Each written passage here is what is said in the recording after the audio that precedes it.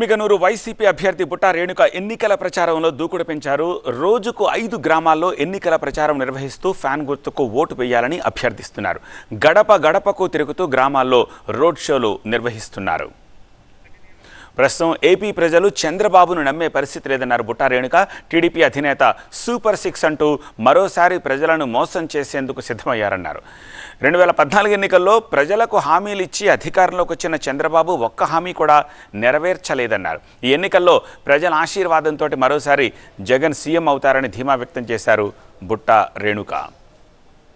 2014 లో ఏవైతే వాళ్ళు హామీలు ఇచ్చారో ఒకటి కూడా నెరవేర్చలేకపోయారు. ఈ రోజు కూడా వాళ్ళు ఏవైతే హామీలు ఇస్తున్నారో ఆ హామీలను వాళ్ళు నెరవేర్చలేరు అన్నది వాళ్ళు ప్రజలందరికీ కూడా తెలుసు. వాళ్ళు ఓన్లీ ఓట్ల కోసం మాటలు చెప్పి మాయ చేస్తారనేసి ప్రజలందరూ కూడా అంటున్నారు. వాళ్ళు అబద్ధపు మాటలతో 2014లో ఏదైతే చేశామని చేయలేదో ఈ రోజు కూడా 24లో ప్రజలు ఎవరు వాళ్ళని నమ్మట్లేదు.